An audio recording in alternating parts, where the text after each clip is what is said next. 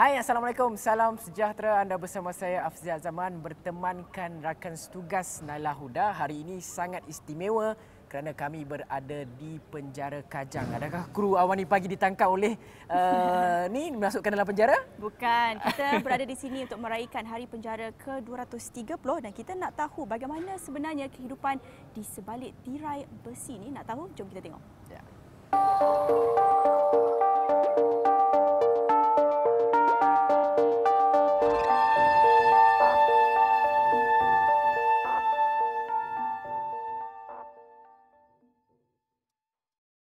Okey, baiklah. Sekarang ini saya dan juga Naila kami bertemankan dengan dua orang penghuni penjara di Kajang ini. Mereka baru saja kami sempat berkenalan, berborak sedikit-sedikit dan juga kami sempat kenal yang di sebelah kanan saya ni, di hadapan saya berbaju hijau, nama dia adalah Said, dan yang sebelah ini berbaju biru namanya adalah Am. Am ni baru saja pertama kali, manakala abang Said ni pula dah dua kali memasuki penjara. Kenapa mereka yang abang Said memasuki penjara dua kali, yang Am pula kali pertama memasuki penjara? Kita nak selami apa sebenarnya yang berlaku kepada mereka, dan ditambah juga kita nak tahu proses-proses berada dalam penjara ini, bagaimana mengisafkan seseorang, adakah ianya dapat bertahan lama ataupun tidak. Semua itu kita akan selami bersama-sama dua orang tetamu istimewa kita hari ini. Naila. Ya, kita juga nak memahami mungkin apa mesej yang mereka ingin sampaikan kepada masyarakat. Mungkin mereka ingin ubah persepsi masyarakat terhadap penghuni penjara ini. Jadi kita nak mulakan mungkin dengan Am sendiri. Boleh ceritakan detik apabila pertama kali memasuki penjara itu dan apa perasaan pada awalnya? Okey, pada awalnya jejak dalam penjara ni rasa macam tak boleh nak go on. So hampir-hampir nak, orang kata masuk air juga kan. Sebab banyak fikir luar, fikir punya family. Dan semangat daripada kawan-kawan boleh, sehingga sekarang rasa dah perbaiki banyak tunggu nak bebas je sekarang. Kalau abang Said ini kali kedua abang masuk, abang ceritakan dekat saya tadi. Jadi mengapa kali kedua? Mengapa? Adakah kesalahan itu sukar untuk dibuang daripada diri, ataupun apa faktor-faktor? Mungkin ada abang Said ada masalah abang Said sendiri. Boleh abang Said kalau sudi ceritakan kepada kami dan juga penonton yang suka Awani. Macam saya pertama kali saya terlibat dengan dadah lah. Jadi dadah selepas 10 tahun saya duduk dekat luar. Saya pun tak sangka saya akan masuk lagi sebab saya dah banyak berubah. Cuma mungkin diri saya bila dekat luar saya jauh dekat pada Allah. Jadi saya terjebak balik. Mungkin daripada family, keluarga saya, adik-beradik saya yang tinggal kat saya. Disebabkan oleh faktor keluarga, mereka sukar untuk terima lah. Boleh sentimen kadang-kadang ada tak usaha daripada abang Said untuk cuba nak rapatkan kembali kekeluargaan? Pernah. Apa saya, yang abang Said buat? Boleh abang Said ceritakan? Saya semua pertama saya tidak ada lah.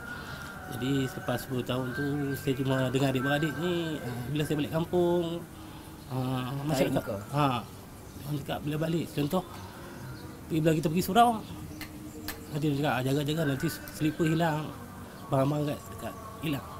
Jadi masyarakat luar tak boleh terima. Lepas tu bila nak pergi minta kerja, saya pergi minta kerja pun susah.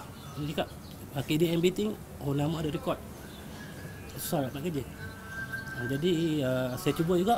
Saya last kali saya dapat kerja dengan MRT lah. MRT buat ni, dan saya berjaya lah sampai 10 tahun lah. Cuma saya tewas balik akhir-akhir ni, tapi saya bukan kes yang sama, kes lain. Jadi kes tersilap lah, kes jenayah pula.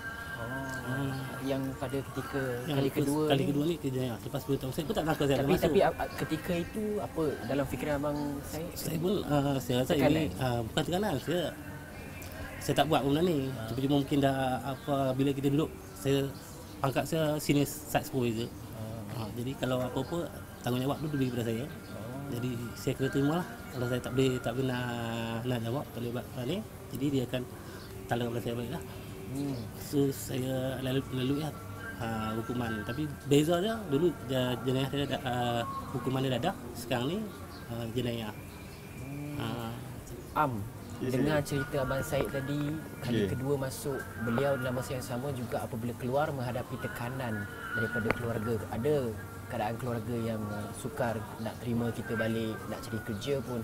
Said apabila keluar nanti, adakah Said bersedia untuk menghadapi semua ni, dan bagaimana Said rasa Said boleh hadapi?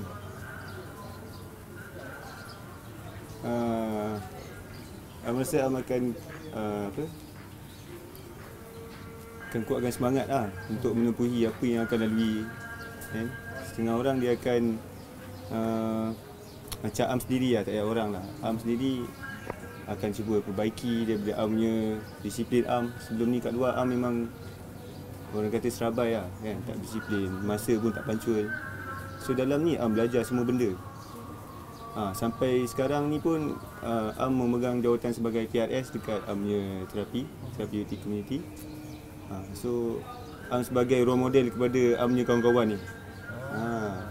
So dalam masa yang sama tercetus untuk Am sambung belajar dalam bidang kaunseling mungkin satu hari nanti. Seperti yang kita dengar dengan Abang Said tadi ceritakan tentang faktor keluarga itu. Itu menjadi antara dorongan mengapa kesalahan itu berlaku.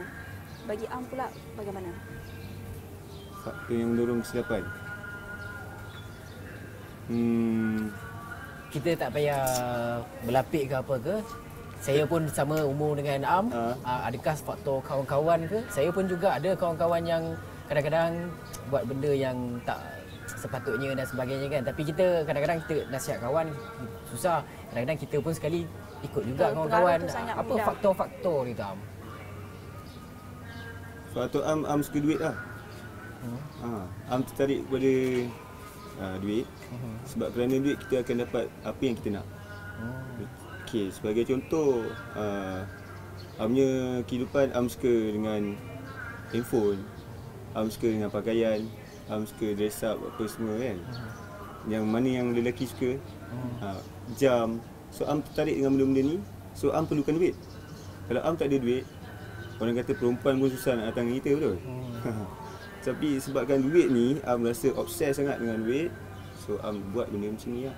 Sebab Am bukan setakat menghisap, dan Am mengedar juga daripada yang sama. Itu kesalahan lah.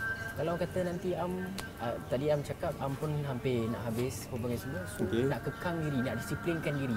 Adakah dengan segala yang Am belajar dekat dalam penjara ni, bolehkah Am kekalkan disiplin dia dekat luar tu? Am rasa Am boleh buat tak? InsyaAllah Am rasa dengan usaha yang Am buat dalam ni, dengan mengikuti program-program penjara pun serba sedikit membantu Am. Macam kita ada kawat. Dalam ni pun kita borang berkawat juga. Lepas tu dengan program keagamaan, Am rasa memang dah cukup lah. Semayang 5 waktu, dengan solat tahajud pun kita orang kena bangun. Memang itu dah menjadi keutamaan untuk banduan-banduan kat sini. You all boleh tanya orang kat dalam ni, diorang kehidupan macam mana. Kita orang bangun subuh pun pukul 5. Semayang subuh pukul 6.17 tak silap Am kat sini. So kita orang dah prepare sebelum kita orang semayang, kita orang akan mengaji. So Am rasa benda ni dah cukup lah untuk Am hadapi orang tomahan-tomahan yang kat luar ni. Am rasa Am kuat? Am rasa Am kuat lah, Am boleh lah. Okey, Abang Said, kita nak cerita nak tadi saya sangat-sangat tersentuh apabila Abang Said menceritakan mengenai keluarga Abang Said dan sebagainya kan. Jadi apabila Abang Said kali kedua kali ni, ada tak Abang Said terfikir apa yang berlaku kepada keluarga Abang Said? Kita ada sambutan hari raya 2 kali setahun, betul kan? Lepas tu hari-hari lahir, hari-hari istimewa antara Abang Said dan juga pasangan Abang Said, dan juga mungkin ibu ataupun ayah Abang Said kan sekiranya masih ada. Sambutan-sambutan sebegitu kita tak dapat lagi nak rasa dalam penjara ni kan. Jadi Abang Said ada terfikir betul mas. Kita tipulah kalau nak kata takbir raya, kalau kita dengar pagi raya tu, orang individu pertama akan kita ingat adalah ibu dan juga ayah kita. Abang Said boleh ceritakan? Betul, masa kali pertama tu saya masuk, memang itulah setiap kali, bukan kata hari raya saja. Azan malangan waktu azan subuh pun bila dengar berkumandang, saya akan menangis. Sedih. Tapi akhir saya dah lama 4 tahun saya dalam penjara, 4 kali raya saya terpaksa terima ikat. Tapi bohonglah kata setiap kali ulang tahun tu tak ingat. Cuma dalam penjara ni apa yang boleh dalam doa je lah. Jadi setiap kali raya ataupun ulang tahun saya cuma dapat berdoa. Lagi itu saya ni mak bapak dah tak ada dah. Semua keluarga isteri saya lah. Itu je lah. Jadi macam penerima orang tu memang betul lah. Masa first saya keluar tu saya rasa saya kuat, saya boleh terima ni. Tapi yang menyebabkan tak boleh bila saya pergi minta kerja sampai 30 tempat, 40 tempat saya 30 tempat, 40 tempat. Ini tak boleh. Lah tadi saya jadi spare dekat spare part itu yang boleh terima pun. Tapi berbekalkan masa dalam penjara ni dia ikut program, saya dapat under CIDB, Akademi Binaan Malaysia. Sebab sebelum ni saya kerja di sebuah bank. Jadi bila kerja bank nak pergi kerja lain pengalaman tu kurang. Jadi dekat dalam penjara ni saya dapat under CIDB tu saya belajar fit ceiling installation dengan ikat mata lah. Dan saya memperoleh sijil daripada penjara lah, program yang penjara jalankan. Jadi selepas 6 bulan saya mencari kerja, saya dapat satu company dekat Shah Alam tu. Jadi dia perlukan dengan sijil dan saya punya kemahiran saya lah. Sampai saya dapat boleh hidup jaya. Sehingga saya tewas balik kali tahun lepas. Katakanlah masuki penjara ni kan, orang kata ya masuk penjara penyesalan tu ada, tetapi ada hikmah sesuatu benda tu terjadi. Hikmah bagi apa yang boleh cerapkan dalam kehidupan apabila keluar daripada penjara ni? Apa yang belajar kat penjara ni? Macam yang sekarang ni belajar macam mana kita nak elakkan stigma masyarakat lah. Sebagai contoh yang macam Bang Syed cakap tadi kan, masyarakat akan tengok kita keluar, habislah punya tong gas ni, habislah barang-barang aku dia orang akan curi. Sebenarnya benda ni bergantung juga pada diri kita ni. So kalaulah seorang tu anggap orang macam tu, so diorang punya minded ni tak pergi jauh lah. Sebab tak semua orang bila keluar dia akan buat lagi benda ni. Sebagai contoh ada pengalaman kawan-kawan bebas, diorang tak ada pun curi-curi barang kan. Diorang akan teruskan dengan apa yang diorang plan. Okey, diorang kata nak buat perniagaan dan perniagaan tu menjadi. So bagi dengan sedikit ilmu daripada terapi rutin yang duduk ni, itulah dapat urus masa, dapat disiplinkan diri So boleh ajar orang untuk melakukan kebaikan. Walaupun ni yelah orang cakap macam bad guy lah kan. So daripada yang sama akan ajar orang dan akan ajar diri juga untuk menjadi yang lebih baik. Bab-bab agama pun semua belajar. Memang balance. Sebelum masuk penjara ada bab-bab agama, macam benda lain disiplin. Saya rasa tak ada apa banyak masalah. Banyak belajar dekat sini lah. Banyak kat sini lah. Saya lihat masih muda lagi. Okey. Dan saya haraplah ramai penonton muda juga sedang menonton sekarang. Apa mungkin pesanan atau message yang nak sampaikan kepada golongan muda di luar sana yang mungkin menonton sekarang dengan apa yang mungkin dah belajar dalam pengalaman di penjara Kajang ini, apa yang nak bawakan keluar negeri? Okey. Penjara ni tak ada siapa pun yang nak duduk sebenarnya kan. Tetapi bagi kita dah hantar di sini untuk perbetulkan kita punya akidah, kita perbetulkan kita punya diri kan. So rasa korang tak patut nak buat jahat. Korang fikir dulu sebelum untuk buat sesuatu kan. Thinking affiliation yang terapkan dalam diri. So rasa tak patut pun korang nak buat jahat. Korang kena fikir the best korang punya diri. Korang rasa korang mampu buat sesuatu tu, korang buat je, just go on. Jangan buat benda-benda yang melanggar undang-undang ni. Sebab negara kita banyak sangat undang-undang kan. So kita ikut benda tu dan kita akan move on dan kita akan berjaya. Abang Syed, kalau kata Abang Syed diberi kesempatan untuk berjumpa dengan isteri keluarga Abang Syed, apa perkara yang Abang Syed nak sampaikan?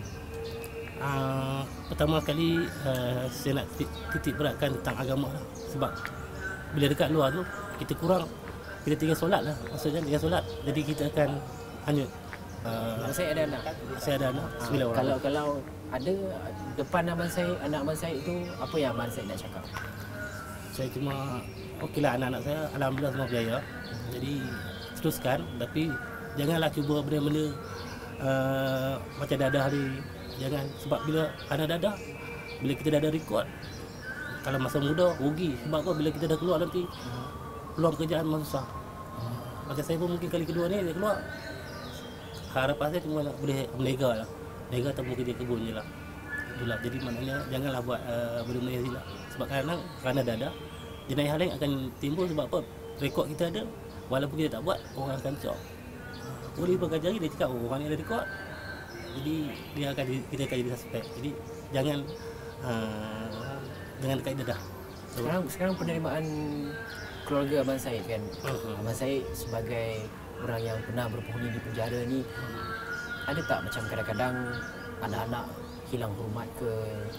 Okey, untuk betul, untuk yang anak-anak saya yang lain, memang alhamdulillah dia orang boleh terima saya. Sebab mungkin isteri saya dia terpaksa lakukan tak cerita ayah pergi operation masa yang pertama je lah. Yang kali kedua ni memang anak saya dia orang kurang hormat sikit. Bila saya balik, dia akan cakap apa, kalau saya tegur dia cakap ayah pun tak betul, ayah pun pernah keluar daripada penjara. Jadi itulah yang membuat kadang-kadang saya tak boleh nak tegur anak saya. Bila tegur, dia akan mungkit benda yang lepas. Memang betul saya kuatkan semangat, saya boleh terima. Kadang-kadang saya setankan apa yang orang cakap. Jadi saya hidup, saya tak pernah berbual. Hidup saya tak pernah berbual, saya buat benda ni. Tapi bila saya tak akan berbual, di tempat kerja pula masalah. Bila orang tahu saya ada rekod, jadi pandangan orang tu jadi lain sikit. Kalau kita baik macam mana pun, nanti kita yang jahat juga yang akan ya, betul. Jadi mintalah jagalah diri, jaga step. Ada yang melihat dadah ni sebagai satu jenayah, tapi ada juga pihak yang melihat sebagai satu masalah yang menjurus daripada faktor-faktor keluarga, faktor pengalaman, faktor mental, emosi, dan ada yang melihat ini sebagai satu masalah kesihatan, masalah perubatan di situ.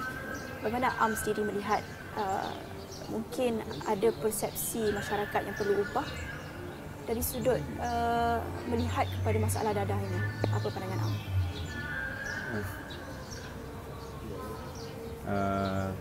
Kerana mungkin ramai yang tak faham ada faktor-faktor yang menjurus kepada masalah dadah ini. Ramai yang melihat hanya sebagai satu jenayah. Jadi secara ringkas apa pandangan? Maksudnya stigma terhadap dadah ni lah. Tapi kita jangan lihat kepada stigma masyarakat. Am sebagai orang yang pernah, apa sebenarnya yang diperlukan oleh seorang yang pernah ambil dadah? Apa yang kadang-kadang orang cuma fikir masyarakat, tapi orang tak fikir sudut pandang daripada yang pernah mengalami dia sendiri. Ramai juga ada persepsi atau kefahaman mengenai undang-undang dadah ini adalah untuk menghukum. Tetapi kita lihat kalau di penjara ini bukan saja menghukum tapi pemulihan. Okey. Apa pandangan Am? Okey. Pada pandangan Am, kalau dah masuk jail ni nak buat apa lagi kalau kita tak buat kebaikan, kan? Mungkin kita terlepas kat luar tu, kita terlepas pandang ataupun kita tak betulkan kita punya landasan. Yang kita hanya fikir adalah kita punya kehendak kita, dan kita fikir asyik macam apa yang kita nak lagi, dan akhirnya kita terbabas dan kita masuk ke dalam jail. Jadi selain daripada kita mengenal pasti diri kita, cari jalan pulang balik, itu je yang kita orang boleh buat kat dalam jail ni. Okey, saya nak bagi last soalan saya dan juga Naila. Satu perkataan Abang Syed boleh gambarkan penjara apa? Satu perkataan saja. Penjara ni seolah-olah macam tempat pemulihan. Contoh, bila kita dekat luar kita pakai kereta, bila kita dah lama tak servis, perlu servis. Okay. Panjang ayat ni walaupun tak apa. Apa? Penjara ni apa? Jadi ni adalah satu tempat pemulihan untuk seorang macam Am ni untuk berubah. Okey. Anda di luar sana dengar apa yang diberkatakan oleh Abang Said dan juga Am. Penjara adalah satu tempat untuk pemulihan dan bukan kalau kita pandang sudut pandang lain kita selalu melihat bahawa penjara itu satu tempat menjalani hukuman. Ya, ada dari sudut perundangannya ya, tetapi dari sudut moralnya ini yang digambarkan oleh dua orang penghuni penjara yang saya dan juga Nailah jumpa hari ini. Kehidupan itu tidak berhenti apabila memasuki penjara itu. Kehidupan itu masih bersambung dan ada lagi peluang untuk memulakan hidup baru apabila keluar dari penjara itu. Betul tu. Orang kata silap mereka orang nampak, aib kita sendiri kita tak nampak. Orang masih disembunyikan. Allah masih pelihara kita punya aib tu. Itu yang message yang paling clear sekali. Okey, baiklah. Banyak lagi yang kita nak bawakan selepas ini, tapi kita perlu berhenti seketika, kembali selepas ini.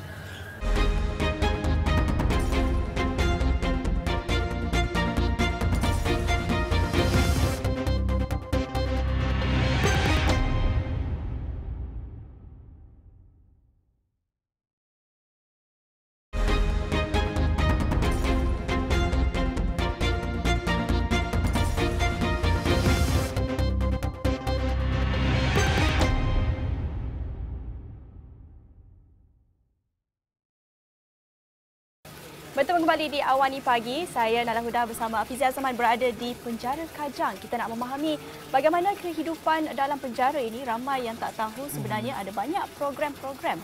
Ya, betul tu. Program-program yang dilaksanakan dalam usaha untuk memastikan apabila mereka masuk, individu-individu yang masuk ke dalam penjara ini, perubahan itu dapat dilakukan dan apabila mereka keluar, ia dapat dimanfaatkan dalam kehidupan harian mereka. Ya. Untuk itu kita nak tanyakan kepada Tuan Fatwah Ismail Sabrah. Beliau merupakan pegawai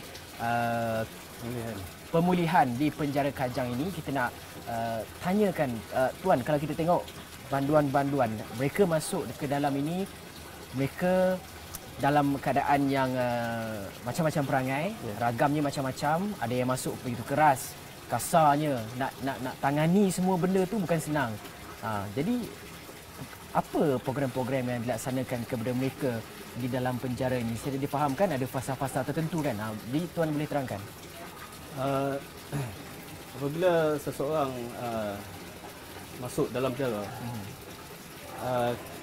banduan atau penghuni ini mesti melalui satu program, kita panggil program pemulihan, iaitu program pemulihan lah pada banduan ini. Dan dia terpaksa melalui 4 fasa utama. Iaitu fasa pertama selama 2 bulan, fasa kedua 6 bulan, ketiga dan fasa keempat. Tapi sebelum dia mengikuti fasa itu, kita ada satu tempoh sehingga 7 hari kita beri dia induksi. Jadi dalam tempoh induksi itu kita penghuni terpaksa melalui temu duga dengan pegawai kaunseling, pegawai kebajikan, pegawai agama dan melakukan dan doktor untuk rawatan diri untuk pemeriksaan kesihatan. Dan selepas tu baru kita akan masukkan dia ke dalam fasa 1, fasa orientasi selama 2 bulan. Di mana penghuni ini akan mengikuti beberapa submodul lah. Bertujuan untuk membentuk tingkah laku dia semula. Kita nak modifikasi tingkah laku dia.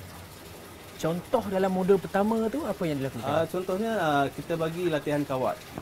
Latihan kawat kaki, pagi tadi kita dah tengok. Dan dia bertujuan untuk membentuk semula disiplin diri dan membentuk tingkah laku penghuni tersebut.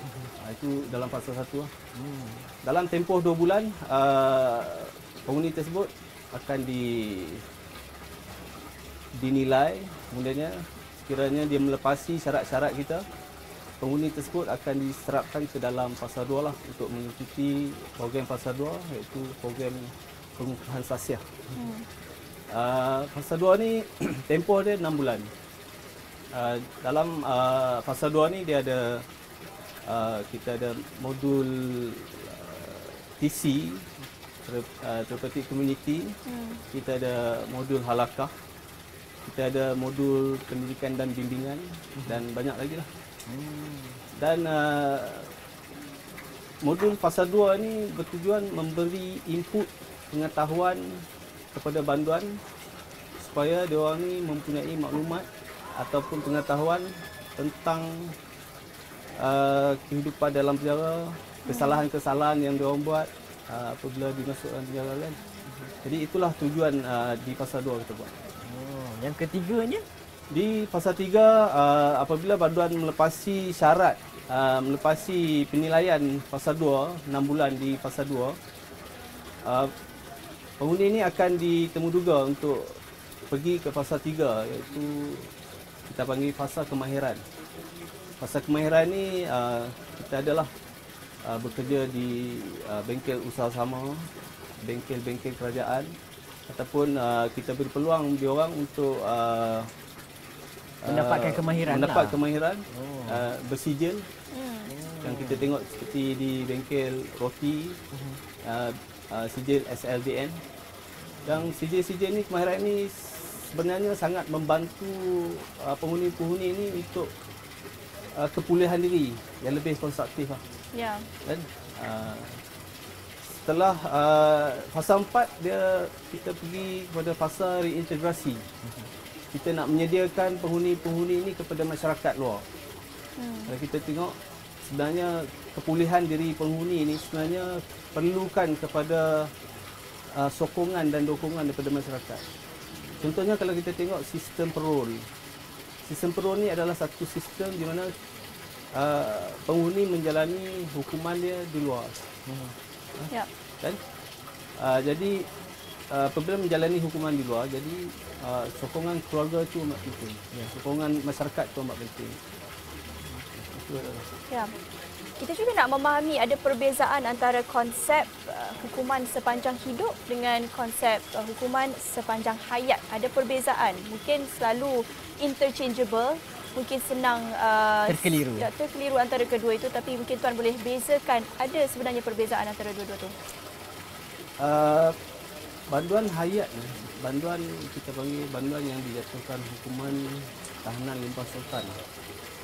Dijatuhkan tahanan limpah sultan. Diorang ni tidak ada tarikh bebas lah.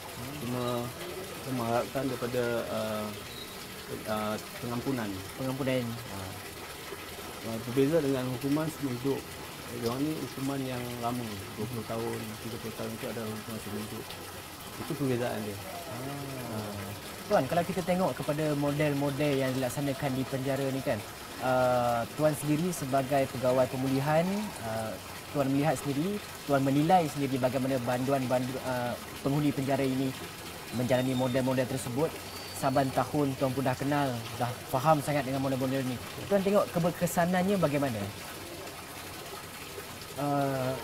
Dalam kita cakap soal keberkesanan, kita kena balik kepada diri banduan masing-masing. Penerimaan penghuni terhadap program ni sebenarnya berbeza-beza.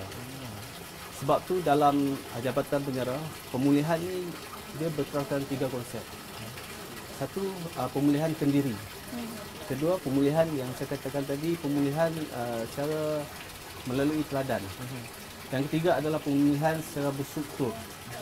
Jadi pemulihan kendiri ni penghuni sendiri yang mengalami proses tu dan merasa perubahan diri sendiri secara semula jadi tu. Kemudian perubahan secara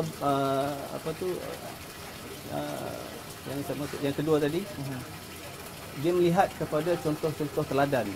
Contohnya banduan yang memakai blue suit ataupun daripada anggota dan pegawai-pegawai sendiri. Dia orang menjadikan anggota dan pegawai ini sebagai teladan. Jadi sebab tu kita menggalakkan anggota kita sentiasa melakukan perkara-perkara yang baik dan melanggar peraturan supaya menjadi contoh kepada banduan. Yang ketiga adalah pemulihan secara berstruktur yang kita susun tadi, yang PPI secara 4 fasa tadi. Itu adalah program pemulihan secara berstruktur yang kita susun sistematik dan terancang. Tuan, bersempena dengan Hari Penjara hari ini, mungkin kita banyak bercakap mengenai penghuni penjara ni. Saya nak tanya dari sudut pegawai-pegawainya, anggota-anggota penjaranya.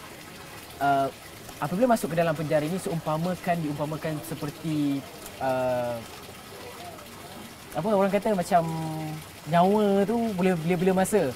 Sekiranya terjadi sesuatu dalam penjara ni, ada perkara-perkara yang kita tak tahu yang mungkin dirancang oleh individu-individu yang ni. Dia umpama macam kita hari-hari masuk pergi kerja tapi dalam masa yang sama juga macam mempertaruhkan nyawa untuk keselamatan negara tu sendiri. Jadi Tuan boleh ceritakan sikit tak tanggungjawab yang telah pun Tuan laksanakan dan juga hari-hari Tuan datang ke penjara setiap hari melihat kepada pesalah-pesalah ini. Sukar untuk kita nak selami perasaan tu. Sebenarnya ini yang kita risiko ni Pak kata ya. Bila bertugas sebagai seorang pegawai penjara ni, kita berhadapan dengan bermacam-macam kerana penghuni dan kita tak boleh jangkakan sesuatu. Kita bekerja di penjara ni sepamanya kita seperti time bomb. Kita tak dapat jangka apa yang akan berlaku.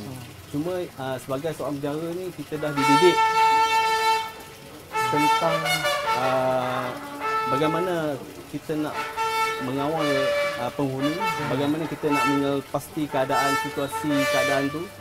Jadi benda-benda yang dia ajar ni dapat membantulah pegawai-pegawai penjara daripada mengelak daripada berlakunya perkara-perkara yang kita tak ingin. Semuanya dah di training dan sebagainya. Semua telah dididik kepada penjara. Okey, baiklah. Terima kasih banyak Tuan Fatullah atas perkongsian mengenai program itu tadi. Semboyan pun dah berbunyi sebentar tadi. Nampaknya kita akan tamat di sini, tetapi sebelum tamat kita nak berjumpa juga dengan Ketua Pengarah Penjara Kajang ni. Kita nak tanya polisi dan juga dasar-dasar apa lagi yang diperlukan oleh Penjara Kajang dalam usaha melahirkan banduan yang berkualiti, yang tidak lagi terpalit dengan kisah lama mereka. Ya, tapi kita nak berhenti seketika, kembali selepas ini.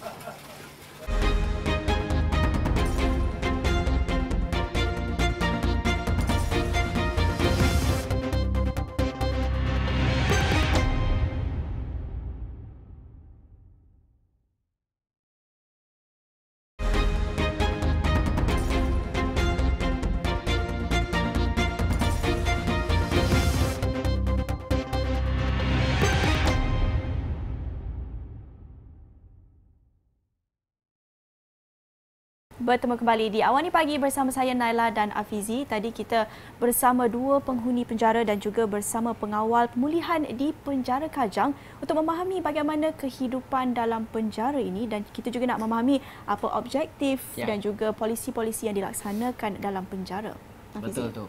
Untuk itu kita nak terus saja bersama dengan tetamu istimewa kita dalam Penjara Kajang ni. Dialah kontrol semuanya. Dia memang tetamu istimewa kita. Hari ini kita bawakan kepada anda Pengarah Kajang Tuan Abdul Halim. Terima kasih bersama dengan Astro Awani Pagi hari ini. Sudi meluangkan masa di pagi-pagi hari ini. Terima kasih bersama dengan Hari Penjara masuk tahun yang ke-230. 30. Untuk Malaysia saja Malaysia saja. Begitu lama sekali institusi penjara ni. Matang, tua dan otai. Itu tagline. Boleh ceritakan sikit tentang sejarah 230 tahun itu, kalau imbas kembali 230 tahun hingga sekarang. Bagaimana perjalanan ataupun pembangunan konsep penjara itu di Malaysia sendiri? Terima kasih kepada pihak Astro Awani di atas kesediaan dan kesudian hadir bersama dengan Jabatan Penjara Malaysia sempena dengan sambutan Hari Jabatan Penjara Malaysia kali ke-230. Okey, bila kita menyebut Jabatan Penjara Malaysia dan usianya begitu, kita katakan begitu panjang, begitu lama dan berusia, iaitu selama 230 tahun. Dan kita kembali kepada bagaimana sejarah tersebut bermula. Iaitu kita dapat kesan apabila wujudnya kesan-kesan sejarah yang menggambarkan bahawa wujudnya sistem kepenjaraan yang moden di negara kita, iaitu di Pulau Pinang, iaitu sewaktu pemerintahan kerajaan British dahulu. Dan daripada kajian pakar-pakar sejarah mendapati bahawa memang sejarah wujudnya penjara di negara kita ini telah pun berusia selama 230 tahun. Satu usaha yang cukup panjang. Dan kalau kita melihat daripada usia tersebut, dia melalui beberapa proses, iaitu di awal penubuhannya ataupun di awal kewujudannya, sehinggalah sampai sekarang ini. Dan kalau kita lihat di awal-awal kewujudan Jabatan Penjara Malaysia, dia lebih kepada konsep untuk penahanan, penahanan penjenayah yang disabitkan dalam aspek politik, iaitu pihak British telah pun membawa beberapa penjenayah daripada India untuk ditahan dan dipenjarakan di Pulau Pinang pada masa itu. Dan kesan pemenjaraan masih lagi wujud di lokasi tersebut, dan kita boleh lihat sampai sekarang. Dan proses tersebut, pelaksanaan hukuman masih berkembang dan berterusan, di mana lebih kepada penahanan ataupun pemenjaraan mereka-mereka yang terlibat dengan politik yang menentang penjajah British pada masa itu di semua tempat ataupun lokasi, tidak hanya di Malaysia tapi di tanah-tanah jajahan British masa itu, daripada India khususnya. Dan peranan Jabatan Penjara telah pun berubah selepas negara kita mencapai kemerdekaan, di mana anak-anak jati negara kita telah pun mentadbir Jabatan Penjara, iaitu daripada konsep pemenjaraan, hukuman kepada pemulihan. Dan kita dapati bahawa kalau dulu masuk penjara memang untuk dihukum, kurung saja. Memang dikurung, dikurung, dihukum dengan kerja-kerja yang berat. Contohnya kalau dulu kerja yang ada di Jabatan Penjara masa tu, pesalah-pesalah dikenakan hukuman pukul sabut, itu sebagai satu hukuman tambahan di dalam penjara. Tapi proses pengembangan peralihan telah pun berlaku, di mana kita menekankan aspek pemulihan kepada pesalah-pesalah, di mana pesalah-pesalah telah pun diberikan kemahiran vocational untuk membina mereka selepas mereka dibebaskan daripada tahanan ataupun pemenjaraan. Dan akhir sekarang ini, selepas kita melalui proses penambahsuaian, perubahsuaian, kita lebih menekankan aspek kemahiran kepada pesalah-pesalah, bukan setakat bidang vocational, tetapi lebih kepada pendidikan, kerohanian, dan juga dari segi pemikiran dan jiwa, di mana kita menekankan aspek pembentukan kerohanian dan juga pembentukan mental yang seimbang dan boleh digunakan apabila mereka keluar daripada penjara kelak. Tuan, transformasi itu sangat besar daripada konsep Hukuman hukum berubah kepada konsep pemulihan. Dari sudut pegawai-pegawai sendiri, pihak berkuasa, pihak keselamatan itu, bagaimana pelayanan mereka sendiri berubah untuk melihat banduan itu sebagai manusia sendiri? Alhamdulillah, proses perubahan ini beriringan.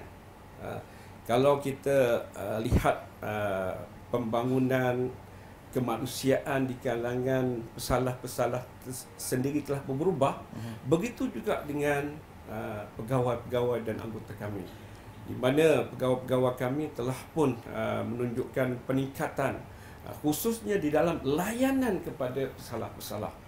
Kalau dulu layanan lebih kepada hukuman, deraan, ini cerita dahulu-dahululah.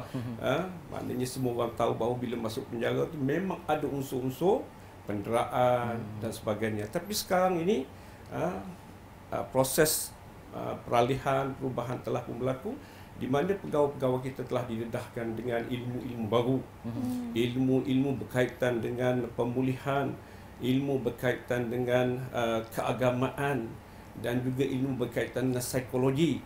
Jadi daripada perubahan ilmu dan juga minda di kalangan pegawai-pegawai menyebabkan mereka dapat melaksanakan tugas mereka sebagaimana apa yang kita perlukan dalam program pemulihan kepada pesalah itu sendiri. Tidak terikat dengan orang kata dengan apa yang kita belajar dulu-dulu, tidak. Tapi kita belajar sesuatu yang baru yang kita boleh bina masyarakat dan juga pesalah-pesalah di dalam penjara. Tuan, kalau kita nak ambil aspek kepada, kalau Tuan kata tadi cara layanan pegawai kepada banduan telah pun berubah berbanding dahulu, lain caranya, lebih kasar dan sebagainya, kan, dan sekarang dah lain. Tapi kalau tadi saya menelusuri tempat-tempat tinggal banduan itu, saya melihat nama-nama di dinding-dinding itu disertakan penghuninya berapa. Saya lihat kebanyakan mereka memasuki penjara ada yang sampai 26 kali, 27 kali, dan saya lihat banyak sebenarnya yang berbelas kali. Apa sebenarnya punca menyebabkan mereka ni berulang-ulang kali masuk penjara? Adakah disebabkan penjara ini bukan lagi dianggap sebagai institusi yang perlu masyarakat gentar kalau sekiranya masuk? Adakah disebabkan oleh faktor-faktor lain, faktor masyarakat ke, stigma dan sebagainya? Bagi pandangan Tuan je. Sebenarnya banyak perkara yang kita boleh lihat. Bila dikatakan bahawa pengulangan masuk ke penjara sampai ada yang berbelas-belas kali, itu tak dinafikan. Tetapi perkara ini kita perlu lihat dalam pelbagai sudut. Pertama sekali yang saya menyatakan bahawa berkaitan dengan kes ataupun sebab mereka masuk penjara. Antara satu sebab atau puncanya ialah kerana penglibatan mereka dalam aktiviti dadah, khususnya penggunaan dadah, penagihan dadah.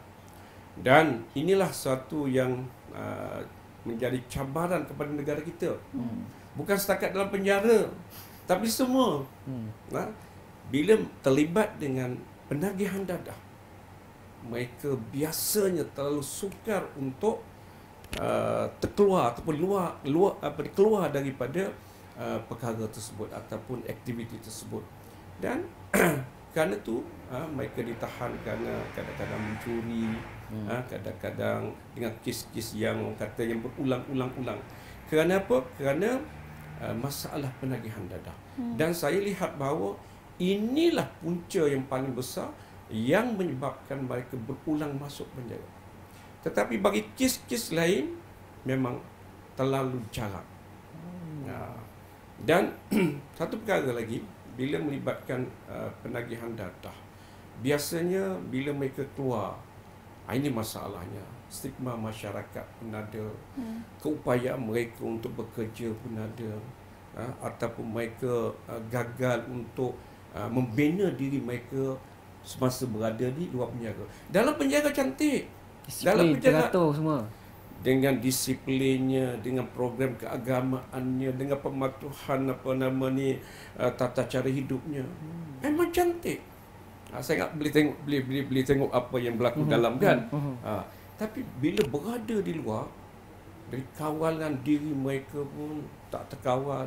Begitu juga dengan stigma masyarakat yang memandang negatif pada mereka.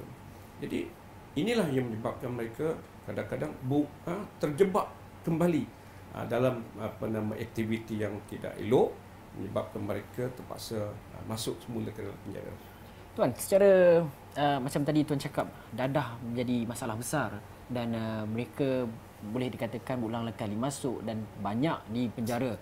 Jadi adakah pendapat Tuan sendiri, kalau kita lihat di peringkat kerajaan dan sebagainya sebelum ini ada membincangkan mengenai dadah sebenarnya bukan disabitkan sebagai jenayah, sepatutnya mereka ini perlu dirawat. Adakah penyakit?